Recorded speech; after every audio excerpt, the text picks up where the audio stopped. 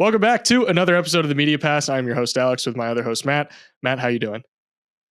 Alex, I'm always good, man. I'm always good when I see you. That's what my grandma used to say. Anytime I'd call her, I'm like, hey, how you doing, grandma? And she'd be like, I'm good now that I've heard your voice. And Alex, that is how I feel when I hear your voice, my friend. I remind you of your grandma. No, just remind me of happiness, man. Oh, okay. Well, that works too. What a wholesome way to start the episode. Another wholesome thing is the questions that we got from last episode. We had a lot of them. I think we've eclipsed the 9 question limit that we set, I think, like 2 episodes ago, where we said, if we get more than 9 questions, we're going to stop answering them during the podcast and just do a whole dedicated like bonus Q&A episode. But I'm feeling generous. This episode, I don't think we'll have to allot like an extended amount of time like we have for previous episodes. So let's jump into the first question that we have from last episode. Do you think, and this is from Behind the Arc YT, do you think frequent commenter? Yes, shout out to him. I believe he also makes videos, so go check him out. Do you think the absolute heater Jalen Green has been on this month is a sign that he is finally putting it all together, or is it just a good stretch like he's done in past seasons around this time of year? I did a video on this. I am of the belief that what we've seen from Jalen Green is different enough from what we've seen him do in the past. I also looked at the numbers when it comes to this question, because like the common narrative that I've seen thrown out is that he always heats up for like the last 15, 20, 25 games of the season. And if you look at his rookie year, last 25 games, his sophomore year, last 25 games, and then this year, the last X amount of games that he's played of the season, like 15 games or so, his numbers over this final stretch of the season are significantly better than the last 25 games of his previous 2 seasons, which is an indicator that this is different from those previous like end of year leaps. I also think the way that he's playing is a lot different. He's a lot more in the flow, it seems. I think he's playing a lot more decisive and minimizing like the amount of time that he's essentially doing nothing with the ball in his hands. And, the thing with Jalen Green is that the process has always been relatively good in isolation as far as creating space, creating a shot for himself. That's never really been the issue for Jalen Green. It's like he's always been able to do that. It's just the shots haven't been falling. And for some guys, the shots never start to fall. And then they just end up, as a quote unquote bust. But with Jalen Green, the shots are starting to fall now. It's like, okay, well, the process is so good. We've seen that the shots can fall. I think now he's starting to develop a little bit more consistency, and you sprinkle in the passing that he's showing as well. I still think he's got a good ways to go in that department, but I buy it. Mm-hmm. I've actually watched, I think, 17 Rockets games this year, which is, I feel like, kind of a lot, but it's like weird because I watch so many of them, and it's always been for reasons outside of Jalen Green. Really, I watched like beginning of the year, see how Jabari was progressing, Sengun, see what Fred VanVleet, Brooks looked like, and then I was watching a lot for Amen and Cam Whitmore when I was doing the rookie stuff. And so, like, I haven't scouted him as much as you, so I'm going to defer to you. I haven't done the whole thing, where I watch a possession and then I rewind it and I pause it to see, like, what possible decisions he could have made on the drive and which one was, like, the right one, which one he made, all that stuff. I didn't do that much. I was watching him play the Timberwolves the other day, and so, obviously, like, we see this all the time. Like every year you see like 20, 30 guys like go on these, like RJ Barrett beginning of the year with the Knicks. Everyone's like, man, he looks so much better. And you just look, it's like, oh, his 3-point percentage is up. Okay, that makes sense. You usually look a lot better when you're hitting your threes. And I know Green has been hitting his threes at a higher clip. But what I will say, I was watching him play the Timberwolves and he was having an off 3-point shooting night. And yet he was still posting good true shooting because he was getting to the rim a ton. He was challenging Rudy Gobert at the rim. He was, making miraculous finishes and all that stuff. So I'm like, okay, that's pretty impressive. The one thing kind of worries me is he's been doing it without Sengun. And like, I know Sengun matters for this team's long-term future. And I just worry that Jalen, like, he needs the extra spacing that Jabari at the 5 gives him, as opposed to Sengun at the 5. That's my one worry. But I mean, I think he's trending in a positive direction for sure. I don't know what that means for his ceiling, but it looks good. So next question we have from Asher Levy 7841. Shout out Asher. Question for y'all. Does Denver have too much dip on their chip with their 2 timeline business and with their front office hitting on the margins? Not getting an actual backup big, bringing Reggie back on the MLE, even though there weren't any bidders, giving Hunter, Tyson, and Jalen Pickett 4-year deals for some reason, giving Zeke Najee a 4-year extension. By the way, Zeke is minus 26 on off this season. They obviously will be good and the favorites as long as they have Jokic, but this season has given me some doubt in the front office moving forward. Do you have any strong opinions on this? I mean, so far the Nuggets have just done such a phenomenal job of evaluating talent. So like, I just tend to trust them. Like even like Peyton Watson, Julian Strawther, guys I really like right now that they kind of got like in the later rounds, Christian Braun, obviously. And I just think it's like when you have strong infrastructure, your margin for error, like it's so much easier to be good at drafting when you have strong infrastructure. Like the reason the Nuggets keep hitting on these picks is because like you have Jokic, you have Murray, you have like Contavious, you have Aaron Gordon, you have Michael Porter Jr. You just need like guys who can like fit into that. You know what I mean? It's so much easier to find that than it is like a franchise piece. So like, I don't know, I think they've set themselves up so well to continue to hit on the margins with these like late first round pick, early second round pick, whatever picks that I think they'll just be fine. They're pretty set up. I'm kind of in the same boat of like, they're afforded the breathing room to miss here and there because they've done such a good job hitting where it matters. And at a certain point, yes, you have to have the conversation. Like OKC is going to encounter this eventually. Of like, yeah, you got to pay people eventually. Will you be able to keep everybody? How many guys are going to get matched and restricted free agency, et cetera, et cetera, et cetera.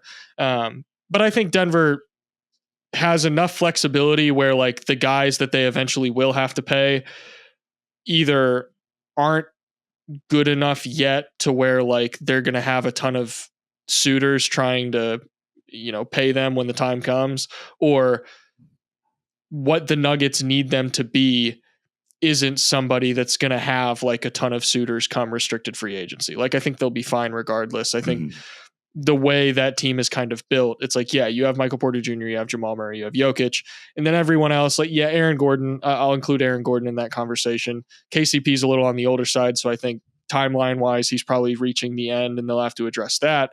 But everyone else, it's kind of like, well, we'll fill in the holes wherever we can, kind of just finding guys on the fringes. And I think the Nuggets do a good job of that. I think they understand what they need. I think they understand how to evaluate talent and surround their core with the right pieces to accomplish what they need to accomplish.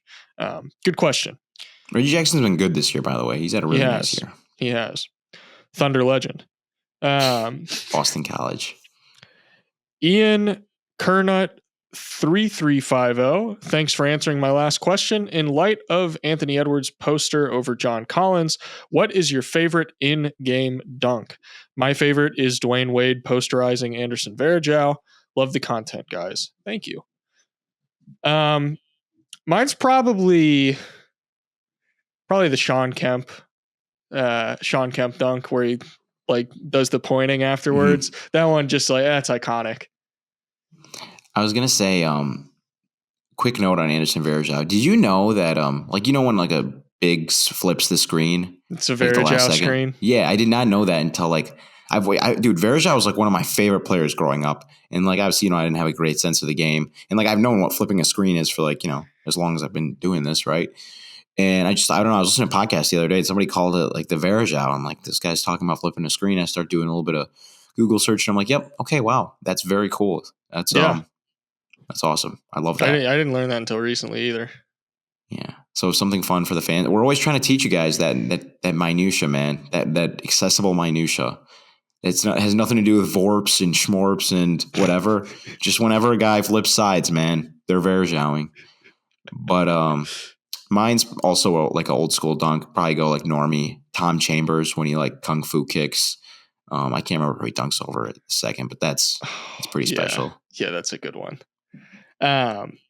Good question. That's a fun one. Very just one of those questions that don't have to think too hard. We can just it's like an M&M. It's timeless. How do you get this one's from Steamy Ramen 7743. Frequent commenter, yeah. I love some of these usernames. Howdy again, fellas. Am I going bananas or is Giannis not mentioned here? I may have missed it, but if I didn't, is he no longer a top defender? I'll say this one. Yeah, you go ahead. I just think like what me and you were trying to do is like we're talking about like the best defenders in the NBA. We're removing the offensive element of it, right? And so I was thinking about this afterwards. We didn't really talk about, and I kind of am going to talk about them a little bit today, but like Kawhi Leonard, Paul George, two guys who like are having really good defensive seasons. But there's like, even then, there's just a limitation to how great you can't be the best defender at your position while also carrying a huge offensive load. It's very, very hard. You know, obviously for bigs, it's a little bit different. Like a guy like Anthony Davis, who on offense is mostly a play finisher. So his offensive load is like, it seems large, but it's a lot lighter than somebody like a Paul George. And so he can be a higher level defender. But I think the same thing with Giannis, where it's like, he just has such a high offensive load, and then he plays the hardest, the most valuable position, the most difficult position to rank highly in as a big. So I'd still say he's like a very, very high level defender, very versatile defender, but it's just, you know, there's so many great big defenders. Right. Yeah. I think you summed it up. Like there's a limit to how good you can be when your offensive burden is so high. And, also, like there is a level of scheme of, okay, yeah, you may be able to be this good of a defender. You may be able to be a top 3 defender at your position, but your team isn't necessarily maximizing the benefit that they could be getting if you were or weren't, I guess, a top 3 defender at your position. Like, yeah, Giannis probably could if he focused entirely on defense. He could I guarantee you, Giannis, if he focused all of his energy on defense, could be a top 3 defender on the planet, maybe top 1 defender on the planet. But they need to play offense, and he's having the best offensive season of his career. So I think that kind of sums it all up. He also gets like boosted by impact numbers because he plays next to, you know, the perfect 5-man in Brook Lopez for his skill set. So it all works because they're so perfect for each other. I really hope Brook Lopez never retires, man. He's just awesome. We also didn't talk about him during the defensive pod. He deserves our respect. Yeah, honorable mention for sure. Hoppity Dop says, where does Tatum rank defensively? This is how I like to look at Tatum. And I think in years past, Tatum's got, I think, a couple all defense selections under his belt, which I think were deserved. In years past, Tatum probably would have been here.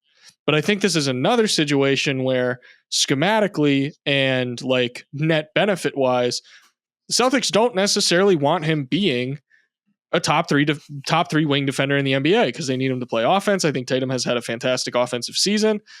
And like they have Porzingis. I think something Tatum did really well was kind of operating in that blurred, like gray area between 4 and 5 on occasion and sometimes matching up against bigs. But now they have Porzingis. It's like, okay, well, they don't really need him to do that anymore. He doesn't need to be doing a ton of the weak side rim protection. They value his length, guarding guys out on the perimeter. You know, it's one of those situations where I don't necessarily think it's necessary for him to be playing the defense that we've seen him play in the past. That's not to say he hasn't been great defensively this year. I think he has been. And that, I mean, the Celtics defensive success kind of speaks for itself. But you also have to consider he's got one of the best guard defenders on the planet right now in Derek White, another one of the best guard defenders on the planet right now in Drew Holiday. And it's like, well, you also have a great rim protector in Kristaps Porzingis. That leaves 2 other guys on the floor where it's like, okay, well, who is Tatum going to be defending on a possession per possession basis?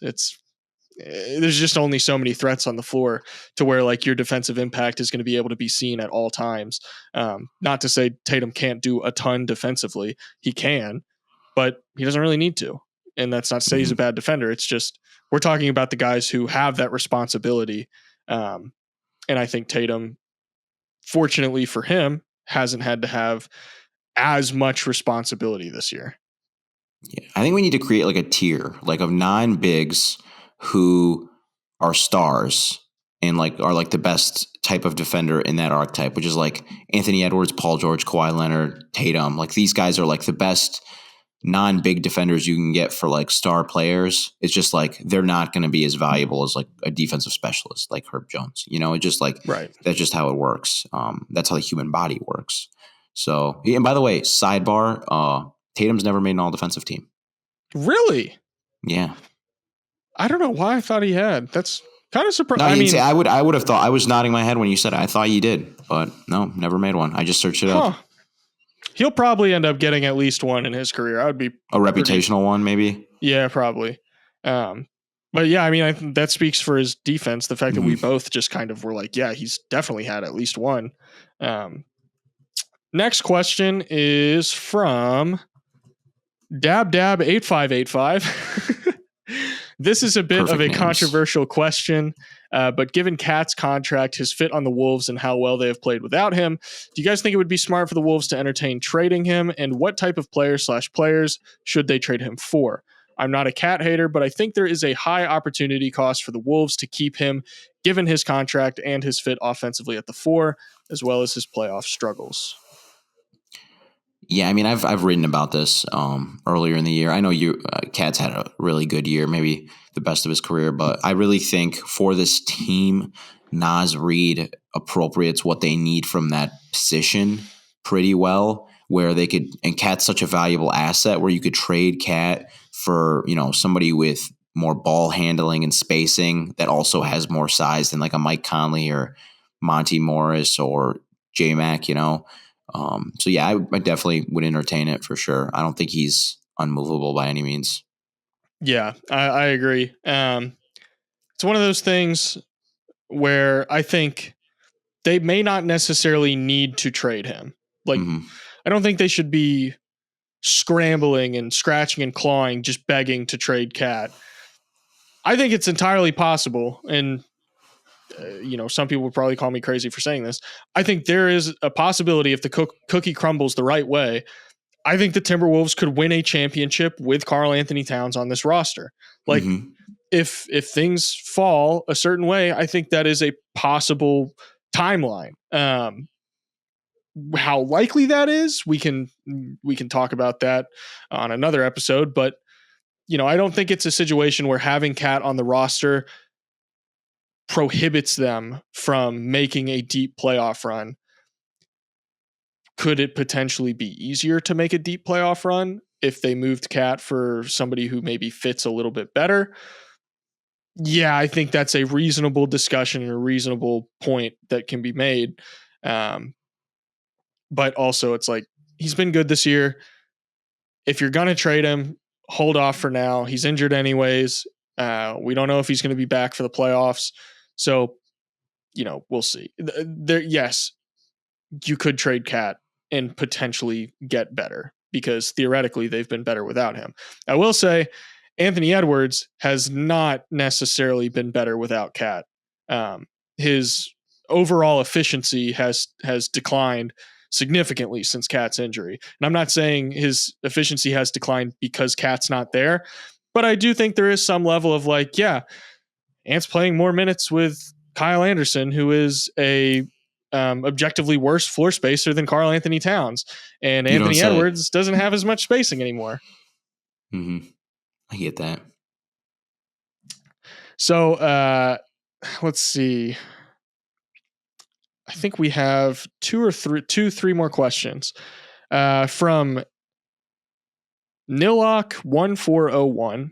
How many picks or what good young player would it take to trade Eric Spoelstra from the Miami Heat? Also, great pod, very informative. Thank you. I don't know if the Heat would trade Eric Spoelstra. No, you wouldn't, dude. He's such a game changer. I'm trying to see what they traded Doc Rivers for. So in 2013, the Celtics traded their coach, Doc Rivers, to the Clippers in exchange for 1 second-round pick. That's the only precedent I have on coaches. It's kind of funny that Rivers only got a second. It's already very rare for a coach to get traded. Yeah, that's the only precedent I could find off the top of my head.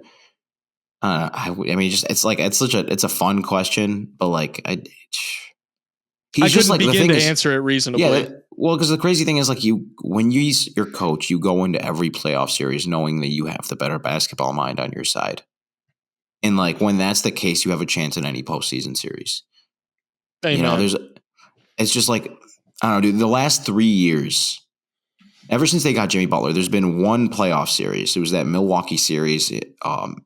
In 2020, when Milwaukee won it all, was it 2021, where Miami just looked like they had no hope of beating that team. I mean, obviously Denver beat them pretty handedly, but Miami was 1-1 at one point. They played some close games in that series, but yeah, I don't know. I mean, what, 3 firsts, I'd assume. Well, who would even want to do that? Like, Yeah, it would have to be a team like that's preparing to fire their coach, but also ready to, like, chances are if you're firing your coach, you're like about to start tanking, or you're just not very good anyways. And those kinds of teams aren't necessarily looking for like a championship coach right off the bat. It's just not, it just doesn't make a ton of sense. But yeah, fun question. I have no idea what the answer is. That's crazy. He only got a second, man. That is tough. Yeah. Side activist, shout out to him, frequent commenter. My glorious king, Bam Adebayo, getting his respect. I got another question. What would you guys say is the best coffee priced $5 to $10 stat website? Cleaning the Glass, Basketball Index, or something else? Really just trying to see which one to pay for. I was really excited about this question. Take point on this one? Yeah, I was going to say, you're very passionate about this. Me and Alex have more subscriptions than we care to admit to the general public. It's a tax write-off. Yeah. About appropriate things. We have subscriptions to appropriate things. Yes. Work-related things. Yeah, I'd say Cleaning the Glass. I was thinking Dunks and Threes is also very valuable, but that's not even like coffee price. It's like water price. You can get like a whole year subscription for $20.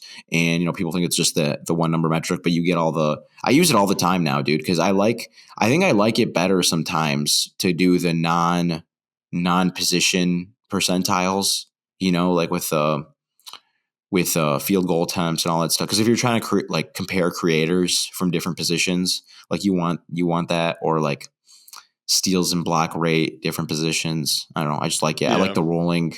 And then EPM is just the best one number metric in the game right now. It's not even close. I don't even consult any other one number metrics really, unless I have to for like work reasons. Yeah, I think like Darko is Darko's great too. Yeah, it's good for like career trajectory stuff, but EPM is also pretty good for career trajectory. But I agree. I think Cleaning the Glass is, if you want something that's good for players and teams, and you can get like super granular, I think Cleaning the Glass is probably the best bang for your buck. EPM, or Dunks and Threes rather. Yeah, it's got EPM, which is a great one number metric. And then also just the fact that it's got your true shooting percentage. It's got your like location based field goal percentage, rebounding rates, assist rates, turnover rates, steal rates, block rates, and you get all the percentiles, and you can filter by age, what year of your career you're in, how tall you are, your weight, your position, what team you're on, literally everything you can think of. I would say those two are probably my really, they're the only ones I use at this point. That's not to say other ones don't have valuable information. It's just those are the only two that I really use. Last question. Oh, it's actually, that was our last question. The other comment that I was looking at is not a question. So, can I ask you a question? Yes. What is, now that we're 26 minutes into recording this, what is the subject matter of today's podcast, Alex? So we are doing 3 players. Well, we each chose 3 players that we think will either surprise or disappoint people in the postseason. So I don't know which direction you went with this. I kind of I picked 2 of the players that I think could either surprise or disappoint people, and then 1 player that I think will surprise people.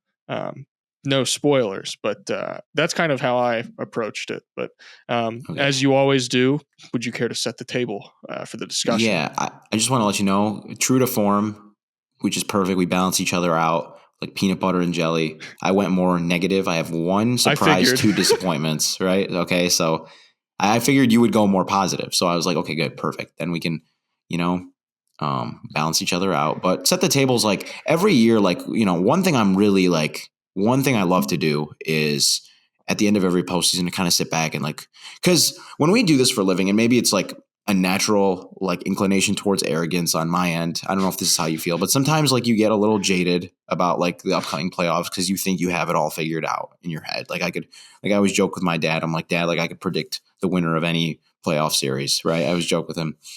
And you get a little arrogant. And then like last postseason, I think was the perfect case study where it's like I'm sitting there and I'm like, I'm wrong most of the time. And like I do this for a living. So you like to sit back and you're like, what did I miss? And an example I always cite on the podcast, always cite. It's one of my favorite ones is a couple weeks before the trade deadline last year, Rui Hachimura gets traded from the Washington Wizards to the Los Angeles Lakers. My editor emails me and he goes, my editor at the Analyst, he goes, okay, Matt, we want to run something about this. And I'm like, no, doesn't seem like too consequential. We'll wait for a more important trade to happen. And of course, Rui Hachimura was it the 4th best player on a team that went to the Western Conference Finals last year. So it's like and then the thing is like that happens every single year if you go back in history. On the Eastern Conference side, Caleb Martin comes out of nowhere, but there was indicators. If you look back at his statistics, you look back at his player profile, like, okay, this guy looks good. And then on the opposite end, we always have stars who have like a great, like one example, I think, I didn't use him. I should have used him. I think it would have been a good one. I think it's because I love this team so much. I didn't want to do a disappointing one. But everyone, the other day, my buddies, my casual friends, my casual basketball friends, they're not they're good. They're niche friends of mine, but casual basketball fans. They were asking me if I thought Domantas Sabonis was a top 10 player in the NBA. And I'm like, well, why would you think I would think that? And they're like, the triple double thing. And I was like, guys, like, I like when I'm thinking about this stuff, I project towards the playoffs, and they're like, "Well, what do you think? What do you mean? Like, what do you think is going to happen in the playoffs?" And I'm like, I don't think like I think fans who look at his regular season and see him as a top 10 player right now will be disappointed in what they see in the postseason. I think it won't translate as well. And I think this is something that happens every year where you have star players who just don't like they look great in the regular season, and then something about their skill set or their versatility makes it so that the postseason is a little bit tougher on them, right? And then in the opposite end, you get the Jimmy Butlers, who are like these guys who kind of like, yeah, I know Jimmy Butler's really good, but like, okay. And then in the playoffs, it's like this guy's like a protagonist in a Western movie. Like he can go toe to toe with any of the big dogs of the Wild West. Like anybody will go blow for blow with. So it's like, that's why this is fascinating, and that's why I think it's worthwhile to try and project this now, see how wrong we are later on. Yeah, well said. With all of that, do you want to go first? If I go first, do you think, Alex, the algorithm wizard, let's talk right now in front of everyone. Do you think what is better for viewer retention, to go with the bigger names first or the bigger names after, like later on? I've got a couple big names, so I think no matter what, we'll be good. So, okay, if you want to lead us off with a home run, let's go for it. A home run, okay. Yeah. Actually, let's start with one I've already kind of talked about because it's not. I don't think it should come as a surprise, but I think people are going to be disappointed with Jonathan Isaac this postseason. Oh boy. Twitter, we talk about the Twitter darlings a lot, and it's important as an analyst not to get caught up in that and to remember that just because a lot of smart people on Twitter like this person doesn't mean they're a shoo-in to, do great things, right? And so we did a whole episode on this type of player, this non-shooting, defensively slanted, non-big man, right? And Jonathan Isaac, per minute, is probably the best version of this player on defense. He is the best defensive player, right? You could find that's a non-big man, probably. Okay. And, obviously does a lot of crazy things on the basketball court. His defensive impact metrics are insane. But we've talked about where the NBA today, and I think this is still true even with the new officiating, you still need to be able to do something on offense if you're not a center or a primary ball handler. And if you're a primary ball handler, you're doing a lot on offense anyways. And Isaac's not either one of those. And I don't see the Magic playing him at small ball 5. I don't think it's tenable, especially against some of these. Like if they play the Knicks in the first round, your rebounding is cooked if this guy is your small ball 5 against Hartenstein and Mitchell Robinson and all that. That's going to be tough. Okay. So I don't see him playing center. A lot of people have been citing his shooting lately. As I have it right now, thanks to our good friends at Dunks and Threes, he is in the 69th percentile in 3-point efficiency. Okay. It was cool. But we talked about what matters more when it comes to spacing is volume and speed of release. And his volume is in the 39th percentile. Speed of release, obviously, we're limited to audio right now. If I turn this into an enhanced pod, we can dissect the release speed a little bit more, but it's slow. He dips the shot a lot. Okay. And real quick, you mentioned the volume in percentile terms. Just to give the people a little more context, just numbers wise, over the last 15 games, he's attempting 2.3 threes a game. So and that's volume is very, very, very low. And so, to give you guys an idea of what we're talking about, when coaches, so you're going to have a week, right? These teams are going to have a week to prepare unless you're in the play-in for their first round opponent, okay? And so whoever's going to play the Magic will say, I think is it the Knicks right now, right? I think so. Yeah. So, Tom Thibodeau and his staff are going to sit there and they're going to be like, okay, what can we do? Who are we not guarding? That's usually what they're first going to ask. Who are we not guarding to help off of so they can protect the paint, provide extra resistance against Paolo Banchero, Franz Wagner, right? You're not going to do it to Jalen Suggs. Suggs can shoot. He can shoot a lot. Okay. They usually play Gary Harris. He's a solid shooter. The big is you can sag off of him, but if he's going to be in pick and roll all the time, you really don't want to do that either. It doesn't matter if you're sagging off him if he's in pick and roll, but right. So it's okay, well, what about when they play Jonathan Isaac? He's this insane defender. How do we make it stop? We can't stop him he's insane. He's a tornado on defense, but why don't we just dare him to shoot? Yeah, he's shooting fine when he takes 1.5, 2 threes per game. But if he hits 39% of 2 threes the entire time he's on the floor, and then the rest of the time we're just sagging off of him, and we're getting that extra value from having an extra body in the paint to help out all the time, that's not going to beat us. Yeah, even if he does shoot 39% still, right? So first of all, in the playoffs, it's more stressful, okay? And even though these are professional athletes, right? Jared Allen said beds. Brights are too light for some of these dudes, okay? Maybe the brights are too light for Jonathan Isaac. Lights are too bright. Wait, what did I say? You said brights are too light. Oh God, I'm sorry. I'm in word vomit mode right now, man. I mean, it was so good. I just was I gotta make sure he doesn't say brights are too light again. The lights were too bright for Jared Allen, and who knows, they might be too bright for Jonathan Isaac, right? So if that happens, then all bets are off. If he's missing his threes, good riddance, right? You know what I mean? You can't play him. Yeah. And then even if he's hitting them, if he's continuing at the same volume, teams are okay, cool. You hit 0.7 threes that whole game on average. That's not going to beat us. Right. And then, so it's okay, so he's not a shooter, right?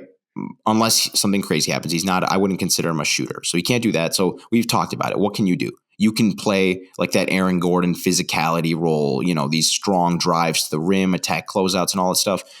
Right now he's in the 19th percentile in drives true shooting. Okay, and he's in the 5th percentile in drives volume. So he's low volume, low efficiency on drives. So when his defender closes out short on him, okay, because he knows he's not worried about him shooting the 3 ball, and Isaac tries to drive on him, he's shown that he's not a good enough driver to deal with that. And again, since he's and this is part of this is just his physiology, his biology, whatever, his anatomy. I don't know which one of the disciplines of science this really pertains to, but like he's a frail guy. So I don't see him like, hunting cross matches and getting seals in the post and playing in the dunker spot and doing all that stuff. And since he can't do any of that on offense, the Magic already are a poor spacing team. I just feel like they're going to get to a part in the postseason where what he does on defense is not enough for them anymore. And it's going to be like Matisse Thybulle. We've seen that happen to him. We saw it happen to Jared Vanderbilt last year. I know he's a better defender than both of those guys, but like the league is better than when Matisse Thybulle was, when he was at his apex as a defender. So like the competition's harder, So yeah, I just wouldn't be surprised if we have a completely different perception of Jonathan Isaac after this postseason. Yeah, it's very hard to overcome that, especially in the postseason setting where like the dunker spot guys talk about this a lot of like teams are looking to take something away. Like, what are you going to take away from the Magic, and what do you give up as a result of trying to take something else away? And like you said, if you're allowing Jonathan Isaac to take 2 threes a game and he's making roughly one and a half threes a game, it's like, okay, that's like 3, maybe 4 points a game. Like just on average, the numbers wise, obviously you can't make 4 points on on a 3-pointer. But my point is like, the amount of points that you're going to give up by leaving Jonathan Isaac open is totally fine if it means you're taking away. Jonathan Isaac can score. He can make 2 threes a game, but if you're taking away 15 points a game of other things that the Magic like to do, well, then you've still taken something away from them. The math works out. And that's how teams are going to be approaching that. Like, okay, yeah, we're totally fine leaving Jonathan Isaac open if it means we're shutting down, Jalen Suggs in the pick and roll, or Paolo Banchero. We're able to send a ton of extra help on him and make sure that he doesn't get what he wants and make sure that he doesn't get comfortable. And Jonathan Isaac is definitely the first one that teams are going to look at and be like, okay, he may be a monster defender. He is a monster defender, but the offense, it's like, yeah, whatever. He can do whatever he wants. We know he's not going to be like you said, drive, true shooting. It's nothing to write home about. And you're just kind of like, okay, well, he'll shoot threes. Whatever. We're fine with Jonathan. He can take as many threes as he wants. Go for it, dude.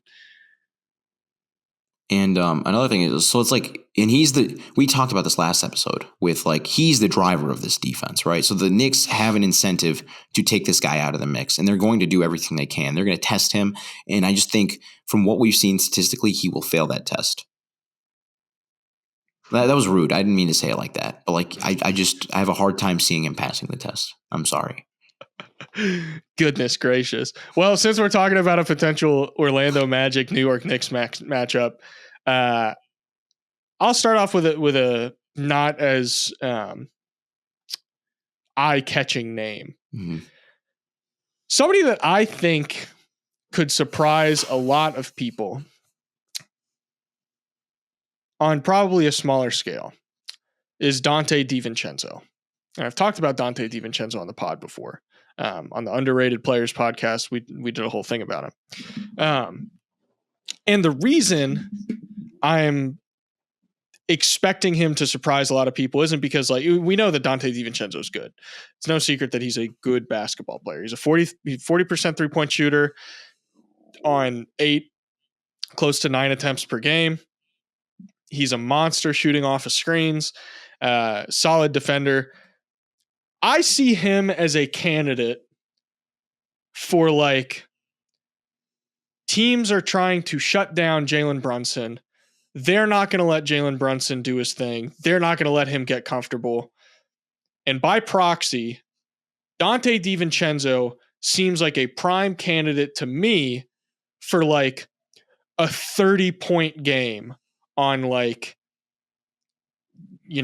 6 of 10 shooting from 3. Like he seems like the kind of guy who could do something like that, where like you go back and look at a playoff series and you're like, oh yeah, it's because Donte DiVincenzo averaged 25 points per game over the course of this series on 50% shooting from three on like 10 attempts per game. That's, to me, that kind of player, that high volume 3-point shooter where like you're playing next to a guy who's going to demand a ton of defensive attention. If the Knicks do a good job of finding Dante DiVincenzo when he's open or when he has that little tiny bit of space that he needs to get a shot off, if they make sure to do that, it seems like, a situation where like you look at the Miami Heat from last year where they had freaking Caleb Martin shooting 60% on catch and shoot threes or whatever it was. I look at that and I'm like, shoot, Dante DiVincenzo could do that.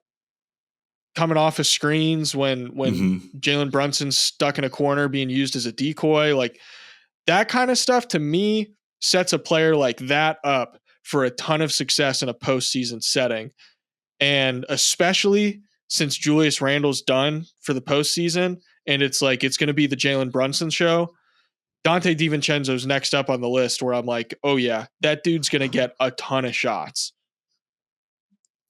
This is an aside, and this is one hell of an aside to bring up considering what market we're talking about, but do you think Julius Randle might be the Tyler Hero of this postseason? I think it's entirely possible. And I know we're not saying that the Knicks are like better without Julius Randle. Like we're not saying, oh, it's good that he got injured, like, because the Knicks will be better now. No, never. It's a situation of like, it's like we were talking about with Karl Anthony Towns. It's like, yeah, Karl Anthony Towns has been good this year. Julius Randle was good when he was healthy this year. We're not saying that Julius Randle is necessarily bad. We're not saying that Karl Anthony Towns is bad. We're just saying the Knicks are such a good team, and they addressed so many of their concerns at the trade deadline too, which is another thing to talk about with OG Anunoby, Bojan Bogdanovic, Alec Burks, et cetera, et cetera. They're just such a well-built team and they have such a strong identity that, like, yeah, they may not necessarily need Julius Randle in order to have a successful postseason run, whatever form that takes. Not necessarily saying a successful postseason run looks like a finals appearance to them. That would be a success, yes, but like an Eastern Conference Finals appearance, 7-game second round series, I'm like, yeah, that still seems very attainable for the Knicks. I felt like that was attainable when they had Julius Randle. So it's like, yeah, Julius Randle's a good player. He helps the Knicks. But I don't necessarily think that not having Julius Randle prohibits them from making a deep playoff run at all.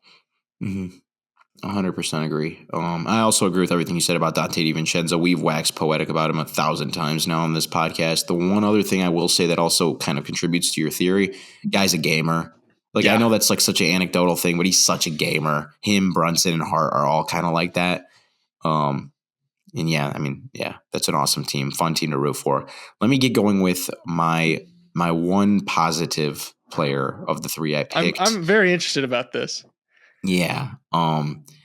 So you know my fixation with the fifth guy phenomenon. Like, who's your fifth guy in your closing lineup? That's kind of the thing. It's like the difference between like Michael Porter Jr. on the Denver Nuggets and like a guy who's improved a lot this year, but still is not the guy you want as your fifth guy in the ideal world. Malik Beasley on the Milwaukee Bucks. That's like, you know what I mean? That's the difference between those two teams at the end of the day is probably that right there, where it's like Michael Porter Jr. is like, got great size, great shooter, come off handoffs, all that stuff. And then he's also like this really improved defender who can, you know, play in the low man position. You can't really hunt him in isolation anymore because he's like 6'10". Whereas like Malik Beasley's like being asked to do like a million things on defense, and he's only like at it, even though he's improved a lot. And then he's also a good shooter, but he's like 7 inches shorter than Michael Porter Jr. And so with the Clippers, when they made that trade for James Harden, me and you talked, and I said, I really wished that they would have given up Norman Powell instead of Robert Covington. And I think I underestimated a couple things. I underestimated how important Norman Powell is. He's the guy. He's the guy I'm going to be talking about here. And also how much small ball is kind of declining, right? And so bringing it back to the Norman Powell of it all. So once the trade happened and they were with the pieces they had, I was really razor focused on Terrence Mann because I thought Terrence Mann needs to be the fifth guy. It's going to be Kawhi, James, Paul George, and then whichever one of the three bigs is playing the best basketball during that game, I think Ty Lue will run with. And then the fifth guy will be Terrence Mann. And he needs to be their point of attack stopper. He needs to be attacking closeouts. He needs to be making teams pay for leaving him open from three, right? Hasn't really happened this year. Okay, it has not happened. But you know what has happened? So first of all, the thing that I did not anticipate was that Kawhi Leonard and Paul George, after having their on-ball duties lessened, would be able to up their defense back up to not, like we said, not all league caliber defense, but like a notch below that, right? So I did not anticipate that those two could kind of anchor your perimeter defense along with whoever they have at the center. I think all three of them, to varying degrees, are good centers. I'd say Zubac is probably the best defensive center of those three, and he's we've talked about him before. He's a high-end drop center, right? For sure. So I didn't anticipate that happening. And that happening, the fact that Kawhi and Paul George can, have upped their defense back to a version of what it used to be, has made it possible to have Norman Powell be the fifth guy now. And Norman Powell is just a straight up, we've talked about this, awesome offensive player. Like awesome. Like he is, Jesus, dude. Like he can shoot the shit out of the ball. He's like a 43% 3-point shooter this year on 5 attempts per game. And so when you adjust that to per 36, I think it's like 7 or 8 attempts, really good volume. He can shoot off of movement. He can attack. He's strong for a little guy. He's really strong. He can drive. I think his drive percentage is in the, let me tell you right now. Drive percentage is in the, he's in the 54th percentile of volume, 77th percentile true shooting. And then he's got like that explosive element to him where he can like have a game where he looks like an all-star, just like for a game, and he'll probably do that once or twice in a series where he'll put up like 30 points on like 15 shots and you'll be like, what the heck is this? So you now have with him this fifth guy who like you, so we go back to, let's go back to taking things away, right? So now you're playing the Clippers with, and by the way, Ty Lue's been doing this a lot this season. I think Norman Powell has 87 clutch minutes, whereas Terrence Mann only has 40. So Ty Lue's kind of noticing this phenomenon, right? He's realized I can close with Norman Powell. So you have Powell, Harden, Kawhi, Paul George, Zubac, right? Zubac is going to be involved in all these pick and rolls and stuff, so you can't really ignore him. And then good luck trying to ignore one of those three, right? Right. At your own risk, okay? So it's like, then there's Norman Powell. So you have to ignore him. You have to dare him to beat you. And like, he's ready to beat you, dude. He's put up, didn't he have like 40 points in a playoff game last postseason or something like that? Yeah, something like that. Yeah. He's ready to beat you. Okay. And then, so he has that element to him where, if you leave this guy open, you're done. And you could trust that with the Clippers, right? And then he's also really, because he plays with so much pace, so much speed, he can like execute like movement sets. I know Joe Hubert, I can never pronounce his last name. Joe, good friend of the show, great YouTube channel, insane basketball mind. He put me onto this. He made me hip to it. He's like, Powell is so good at executing movement sets. And so like when the Clippers offense bogs down, you can run him through some movement and stuff. And I just like that like the ability to help their offense get out of the mud. Okay. And also like be a very, very reliable spacer is just like an insane combo. I think a lot of people this postseason are going to watch him he's going to do what Dante DiVincenzo did, where teams are going to go all out to stop everybody else. And he's going to hit like 9 threes and people are going to be like, what the heck who is this? Like casual fans are going to be like, what? And I know the big drawback is defensively, right? He's not Terrence Mann, and I think Terrence Mann's a little bit overrated on defense at this point. But still, he's not that. He's 30th percentile defensive EPM, but he has been playing hard this year. I think he's bought in. Okay, he's bought into the role. And when James Harden, Kawhi Leonard, Paul George, and Issa Zubac share the floor together, they have, let's see how many possessions here. They have a total of 236 possessions, so decent sample size. They're a plus 30.5 per 100. That's 95th percentile, 90th percentile offense, and then also 90th percentile defense. Okay, small sample size. There is no shooting luck involved. I checked. No shooting luck there. So that's real, right? but it seems like it works. It seems like they have enough defense with that lineup. And the fact that you have somebody who's that reliable as your fifth guy, I think that's huge. I think that a lot of people are going to think a lot differently about Norman Powell after this postseason. Yeah, I think it's funny because you talked about this like one of our first episodes. It was about how Norman Powell is probably going to be that fifth guy in that closing lineup. And lo and behold, here we are. And it's like, yeah, that's almost certainly going to be the case. So all I'm saying is Matt called it. Yeah. Anyone else tries to take credit, just know you heard it here first. Let's talk about Drew Holiday. Mm-hmm. Drew Holiday is one guy that I think fits the in-between area of like could surprise a lot of people or disappoint a lot of people. Because he's had a really, really, really, really, really good regular season. Offensively speaking, there's a case to be made. This is the best offensive. I think this is the best offensive season of his career. He's been like the best corner 3-point shooter in the entire NBA, shooting 60% on corner threes. Volume isn't like mind-blowingly high, but it's good. He's facilitating offense well when that's his responsibility. The Celtics are definitely a playmaking by committee team, so like his responsibility isn't necessarily to be the primary ball handler on a nightly basis. But that's not what I want to talk about. I don't want to talk about how good his regular season has been because we know it's been good. What matters is the playoffs. How do you perform in the playoffs? And you go back and look at last postseason and say, okay, well, Giannis was injured. Drew was overextended. And it's not necessarily his fault that he was inefficient because he had to handle more responsibility. Okay, I buy that. That's fair. What about the season when the Bucks won the championship? Let's go back and take a look at that. If you look at that playoff season, well, let's start with the regular season. You go back and look at that regular season, okay? 18 points per game, shot 50% from the field on 14 attempts a night, and 39% from three on 5 attempts per night. That's very, very good. 6 assists per game, very, very good. He was great. He was great offensively. Very, very good during the regular season.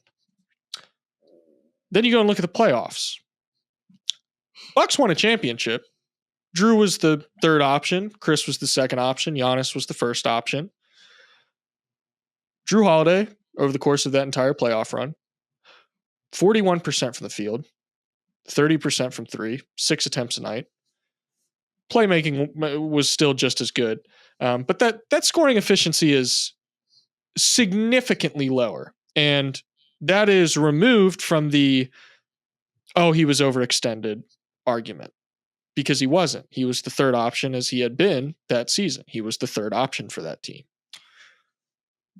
Fast forward to now, and we have Drew Holiday having an extremely efficient season. And he's maybe the 5th option, 4th option, depending on the lineup. It's like most of the time he's a spot up shooter. Or roaming around in the dunker spot, which he does a ton of, which is a very unique thing that the Celtics do that I think not a lot of teams are doing that yet, where they have OKC does it quite a bit. But you Drew need the personnel for it. Yeah. Yeah, for sure. And the Celtics have the advantage of being able to go literally 5 out or 4 out, 1 in. Celtics are pretty much 4 out, 1 in on every single offensive possession.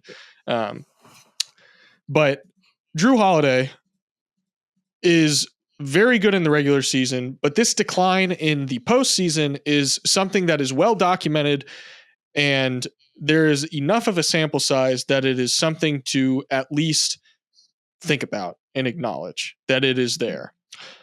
Career 37% 3-point shooter in the regular season. Fine. He's a career 33% 3-point shooter in the playoffs.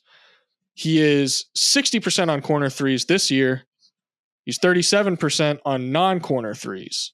So one thing that I think is going to be very important for the Celtics heading into the playoffs is making sure that Drew Holiday isn't being consistently put in a position where he's not enabled to get those spot up opportunities. Because I think when you run into problems with Drew Holiday is when you're not getting him those easy looks. That's where you're going to have a lot of his success. I don't think they're going to run into the issue of him being overextended offensively, where it's like, okay, we're having you have to create like mid-range looks with 5 seconds left on the shot clock.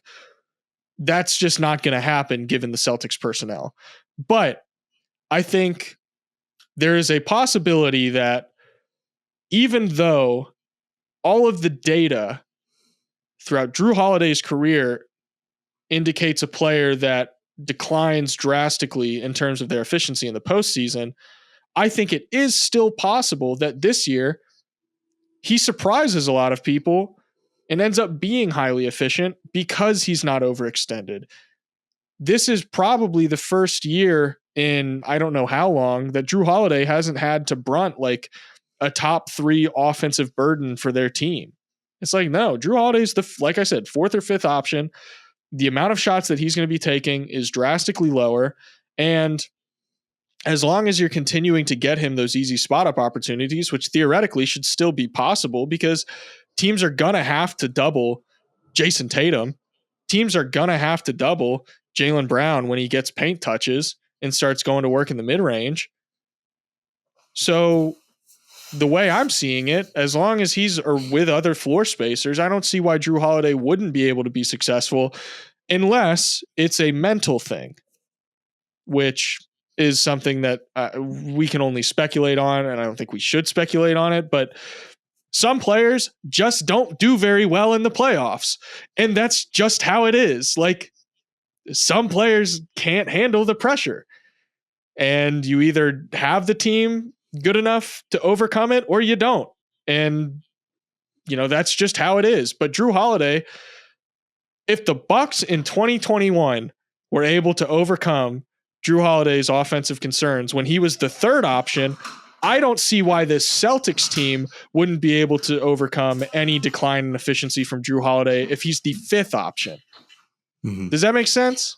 Yeah. So can I just like to kind of frame this all? So you're saying that he's going to, okay. Like, I remember when I didn't watch their most recent matchup, but when they played the first time this year, OKC in Boston, they put Josh Giddey on Drew Holiday, hoping that they could kind of like, he's the weakest offensive player in theory, which is, the most overqualified, weakest offensive player exactly in the NBA. But so what you're saying is like, this is going to be his lowest offensive load ever going into the playoffs. And this is like, with his history of playoff decline, we're going to find out if that was contextual or this is something specific to Drew Holiday's game, where if he's not, because in theory now, he should be the guy, he should be in the Norman Powell role. He's going to make them pay for trying to help off of him, right? And if he has monster offensive numbers, then we know, okay, it was contextual. But if he doesn't, then it frames pretty much his entire career in a different light. Yeah, exactly. You said it. Spot on.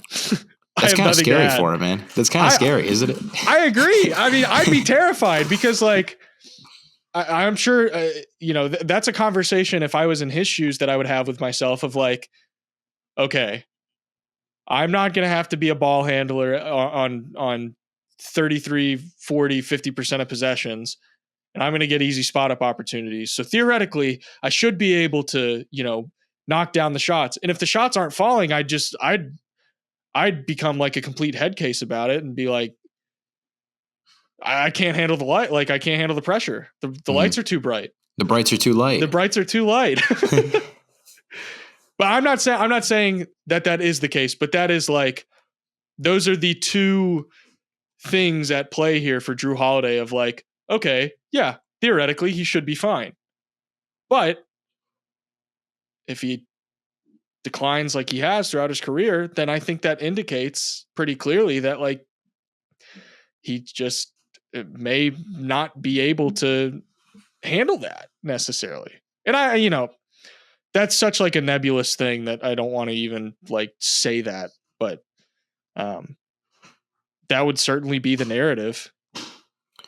Speaking of narratives, this last one is semi-narrative driven, and I'm not a big narrative guy, but I think this is appropriate. I think this guy is like the godfather, I think, of modern day kind of sports content.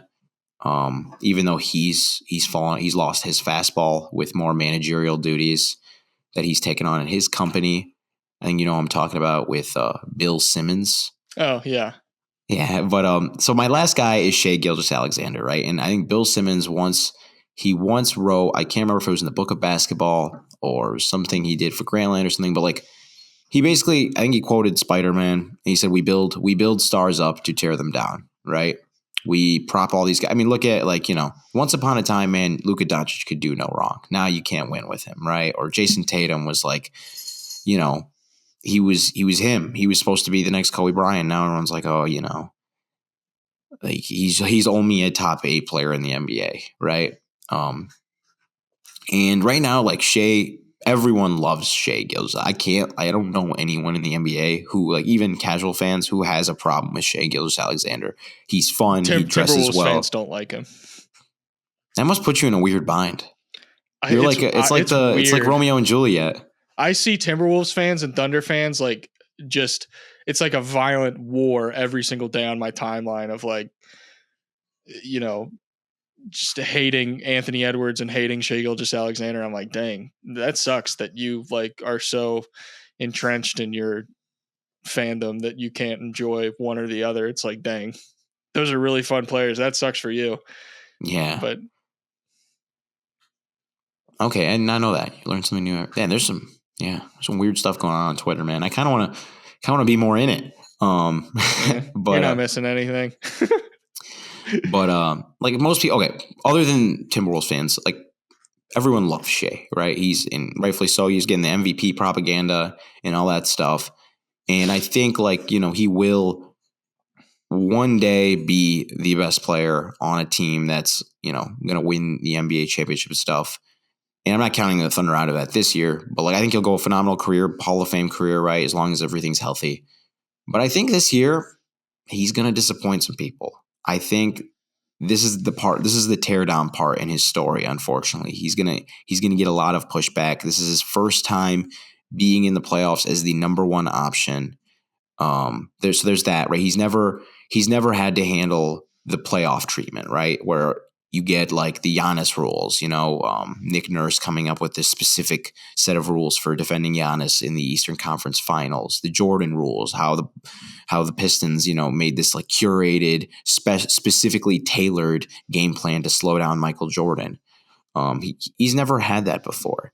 And so that in itself is like a learning curve. And I mean, he isn't, for all his strength, he's not like a supercomputer like Luka Doncic or Nikola Jokic or LeBron James, where it's like, okay, he'll see it a couple times, figure it out. Or Trae Young, even last postseason, he started to grow stronger as the postseason went on. I'm not 100% confident in that. I've seen teams try weird stuff with him and face him. I saw the Utah Jazz before they destroyed their entire roster and broke my heart. I saw them use some zone stuff and kind of mess with him.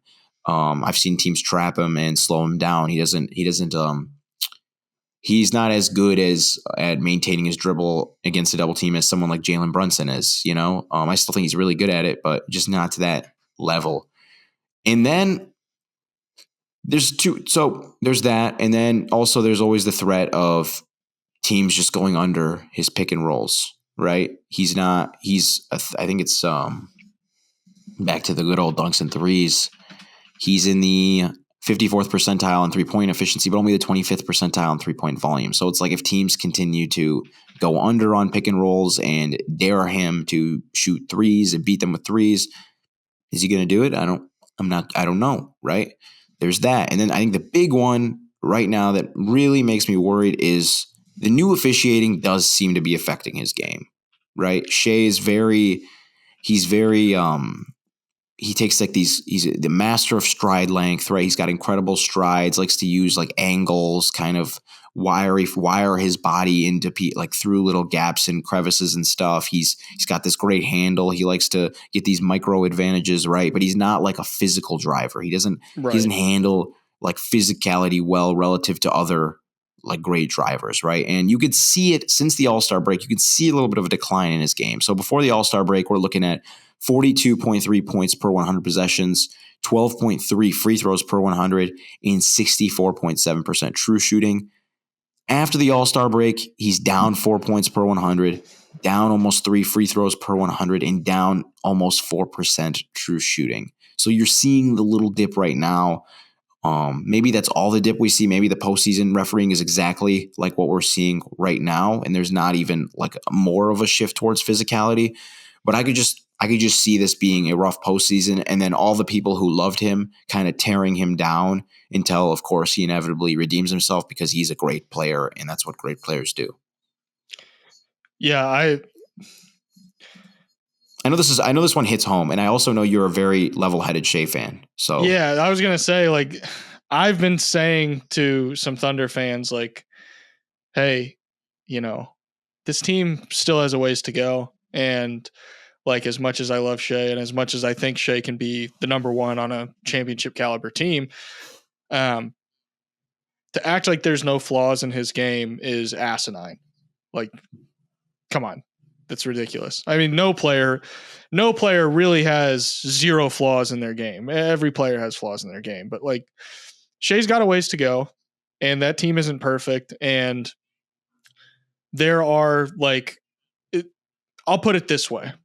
If we're able to sit here and acknowledge things that they can potentially do to slow Shea down, and we're able to recognize how Shea has been slowed down previously, you can guarantee that coaches and front offices and people whose responsibility it is to just sit and watch individual possessions of different types of defenses that were used against Shea for 10 hours a day, and that's their only responsibility. I guarantee you those people have already cooked up something that they're going to try throwing at Shea in the playoffs. Like, it is something that has happened, and we've seen it, and we've seen stuff that has worked.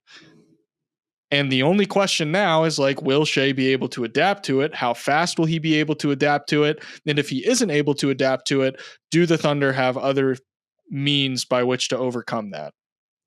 Which is the other question that I think is, if Shea does get, like, he's not going to get played off the floor. That's insane. He'll still get points. He'll still average good numbers. He'll still probably be relatively efficient, but he's like hyper efficient right now. Well, on the season rather. But that doesn't necessarily mean that's going to hold true during the playoffs when an entire team's game plan is built around stopping him. Two questions. One's a fun one. One is about the Shea thing. Which one would you like to be asked first? The Shea one. Yeah, that would make the most sense, wouldn't it, from a podcasting perspective? Who do you think will have a better postseason this year, him or Jalen Brunson? Just the individual postseason. I know Shea is a better basketball player than Jalen Brunson, and when we do our top 25, I will rank Shea as the better basketball player. Jalen Brunson, for two reasons, and one of them is probably not the reason that you think. I say Jalen Brunson, one, he's got like the prior history of like being ridiculous in the playoffs. Look at last year. He was absolutely insane. Two, I guess three reasons. Two, I guess there's only two reasons. The second reason is the East kind of sucks. And the Magic are a great defensive team, and I think if that is the potential playoff matchup, it'll be a good series. I still would probably see the Knicks getting out of that series. It could end up being I could totally see that being a 7-game series. But like, after that, Jamal Mosley, I think, is a good coach. We haven't seen Jamal Mosley Have we? I don't think we've seen him head coach in the play. Yeah. No. I didn't know what he's only been an assistant pre. Yeah. Orlando. He was with I could check Dallas. his coachography while you continue your rant. So there's that. And then like Jalen Brunson's probably not going to have to deal with some of the nightmares that Shea will probably have to deal with in the West. Like there's a world where Shea's going to have to, what's their current matchup? OKC's current matchup in the West. Are they first right now? Because I think it'd be the King. No, they're second, right? The Timberwolves are. I have them at third. Yeah. Oh, you're right. Whoa. That would be the Suns. Okay. I actually kind of like him against the Suns. Yeah, that's a good matchup. But I mean, there's a world where they end up having to play the Timberwolves and then potentially the Nuggets. And like, those are two very, very well coached teams. The Timberwolves are the best defensive team in the NBA. So like, I just think the nightmares that Shea would have to run into in the Western Conference are worse than the nightmares that Jalen Brunson would have to run into in the Eastern Conference. Obviously, there's good defensive teams in the Eastern Conference. I'm not saying there isn't. I just think like the possibility of running into the Timberwolves is scary for a star player. I would not want to play the Timberwolves if I'm a star player right now. Yeah, I agree. And even like people will say, I'm sure somebody would listen to this and be like, well, Jalen Brunson's last postseason as the number one guy was last year. That was his first one. You know, he did good.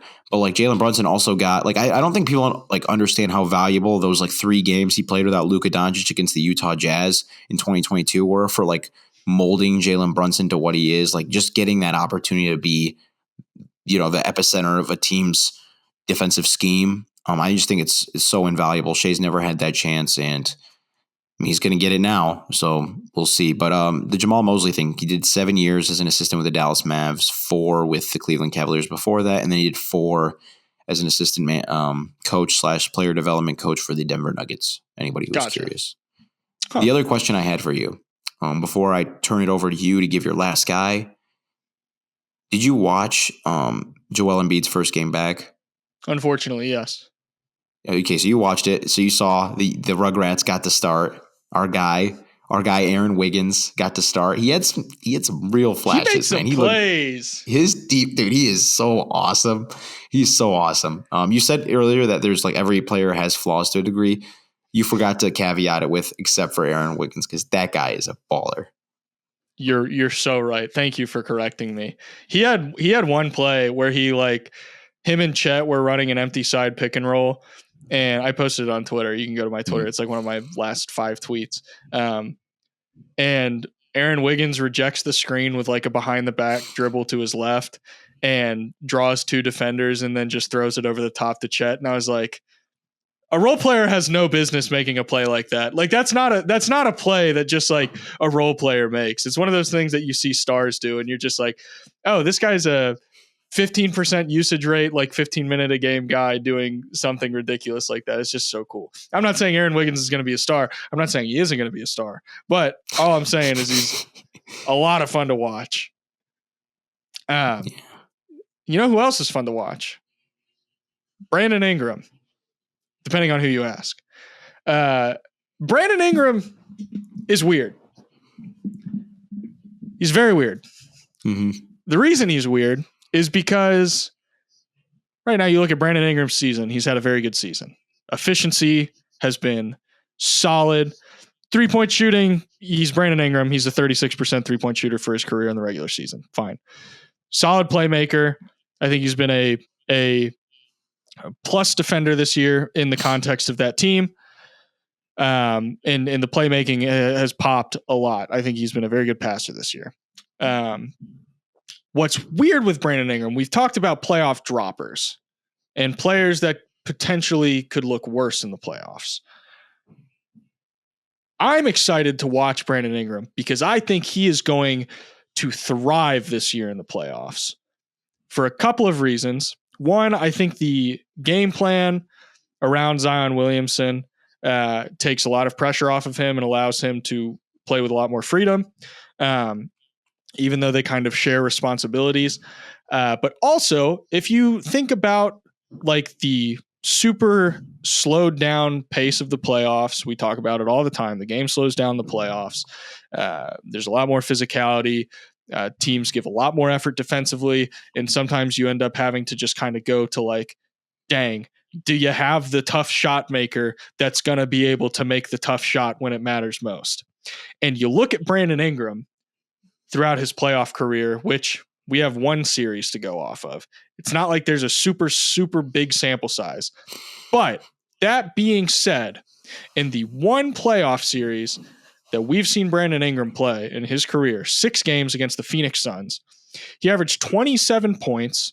He took 20 shots a night, shot 47.5% from the field, 40% from 3 on roughly 5 attempts a night. True shooting was 58%,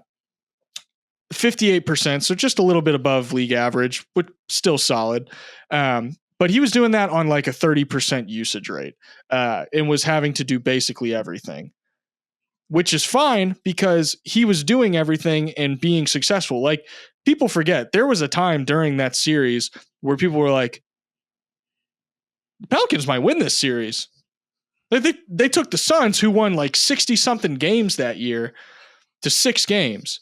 And we were talking about Herb Jones being the second coming of the best defender in the world, whoever you want to throw out there. Like, that series made Brandon Ingram look like a pretty big playoff riser. And I'm excited this year because I think this Pelicans team is so much better than that Pelicans team, even though it's largely the same personnel. They have Zion Williamson now. CJ McCollum has been significantly better than ever. Yeah. Better than ever. Yeah. And I believe CJ McCollum generally throughout his career plays better in the playoffs too. I could be wrong on that. I think there's like a couple of Portland series where he's like looked way better than he did in the regular season.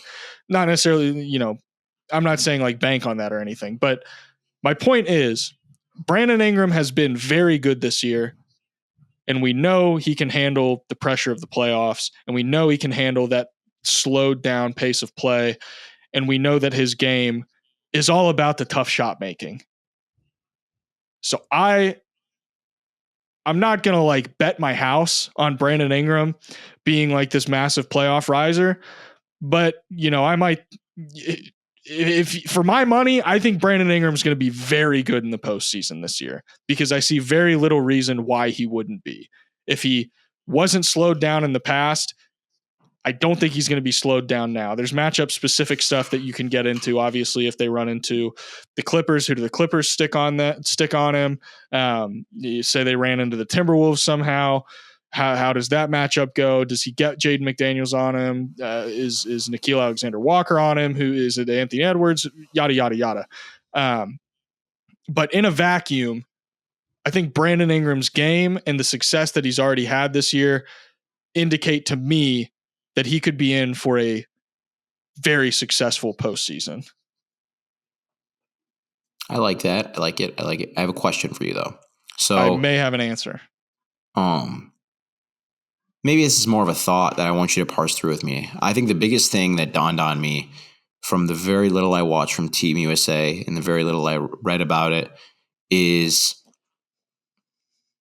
Ingram's decision-making speed may make it hard for him to play next to high-level guys and like play off of them. You know what I mean?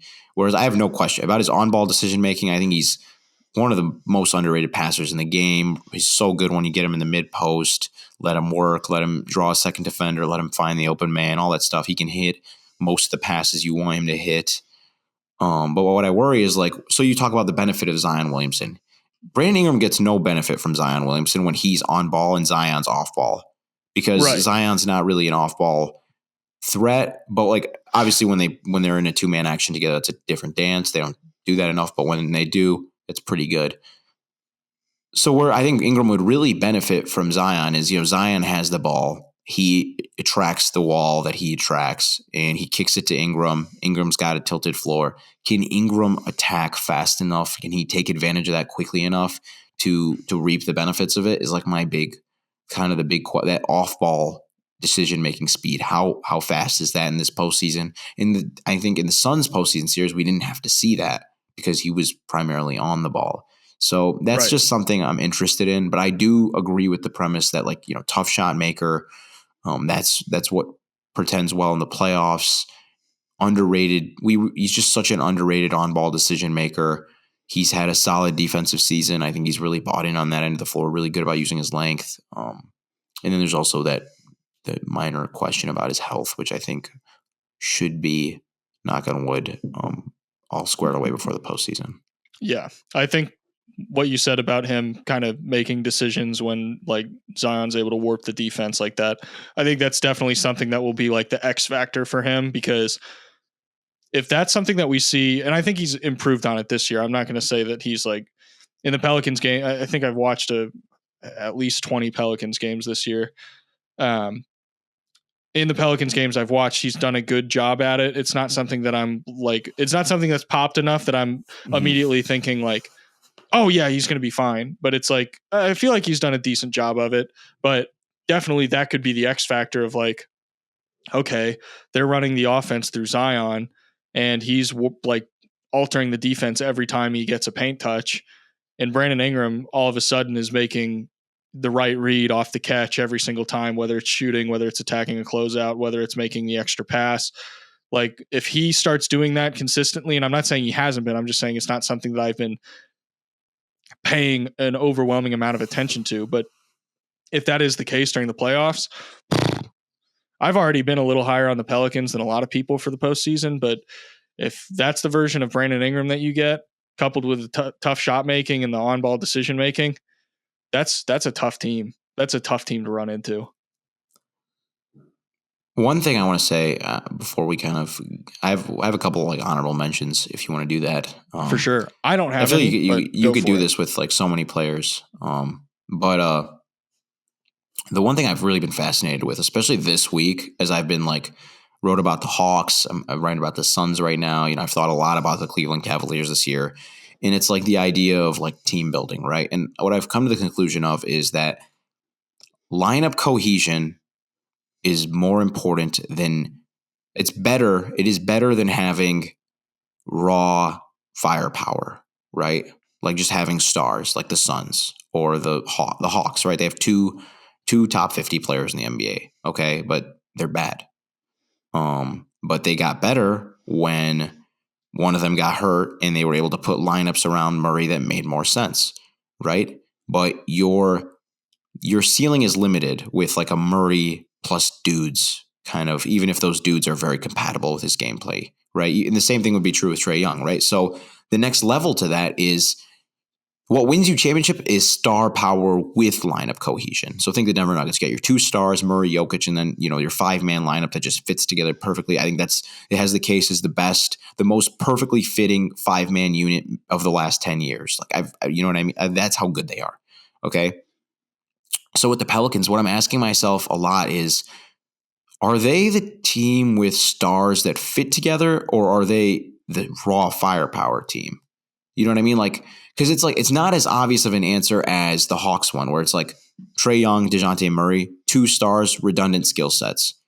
Ingram and Zion are not redundant of each other. Right. Like Ingram offers the tough shot making, the mid-range game, the pick and roll, the passing, all that stuff. And Zion's like this bull rusher, play finisher, driver downhill, this just supreme paint presence, right? So they are different styles. And so I'm wondering, do they have that like upside of, building like a Denver Nuggets kind of team for themselves? Or are they more like stuck in this Atlanta Hawks, Cleveland Cavaliers, Phoenix Suns problem? That's a very good question. Yeah, I think that's what this postseason will do for us, is kind of clear the dust on that. For sure. Any honorable mentions that you wanted to throw out there? I mean, like you could do this with everybody. I mean, we talked about Sabonis. I think he'll probably have a rough shake of it, to be honest, as much as I love him. I think Grayson Allen is like consistently a guy who kind of just the physicality of the postseason can bother him, especially on the defense side of the ball. I think Haywood Highsmith has been really trending on the right direction with the 3-point shooting. He's like 80th percentile efficiency, I think, in like 55th percentile volume. He's like strong, good defender, good cutter, all that stuff. He might do some things that surprise some people this postseason. a little bit skeptical of Herb Jones. I wonder what'll happen if he's not hitting his corner threes at a crazy rate. It might be a Jonathan Isaac case. I think Dean Wade could be the Rui Hachimura of this postseason. I think Donovan Mitchell's due. He's due for a monster postseason. So too. I think the last two, he's had the injuries, been weird. I feel like he's ready to explode. He's got a history of just exploding in the postseason. I feel like he's due for another monster one. But then I'm also not super high on the Cavaliers right now. And I think it's because of I think if they went like, and this would be like just like massive self-sabotage on the part of JB Bickerstaff. If he like started to just play Garland and Mobley like a lot less minutes, because like those are like two very important assets and you probably want to move off of them and get a good value for them. But like if he just kind of embraced that like synergy they had going earlier in the season with like, the Mitchell, Wade, Okoro, Strus, Allen lineup, I don't know, man. I think they might be better off. That's just me though. That's fair. I don't have any honorable mentions. I will say there's usually a player that fits this like description of surprising or disappointing every postseason. Like there's a player for every team. Sometimes there's multiple players for every team. Sometimes the Brights are too light, man. Sometimes the Brights are too light. I couldn't have said it better myself. As always, if you made it this far, you might as well leave a like. You might as well subscribe. You might as well follow. You might as well leave a 5-star rating. Regardless of whether or not you do any of those things, we appreciate you listening. It means the world to us. Leave some questions. We're coming up close on that 9-question threshold. And when the day comes, I tell you what, I'm gonna have to get a bottle of champagne or something, and we'll celebrate the 10 questions that we have to answer. What's your drink of choice? I don't think we've ever talked about. What is your like alcoholic beverage of choice?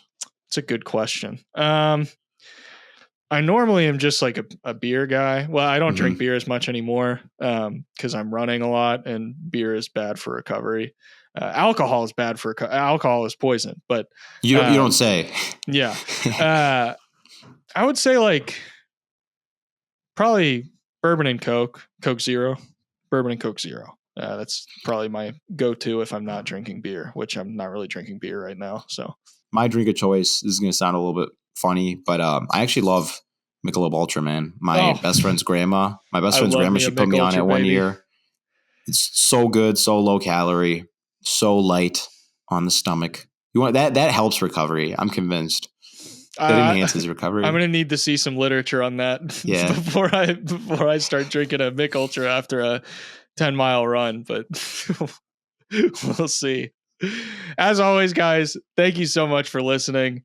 We'll see you in the next one.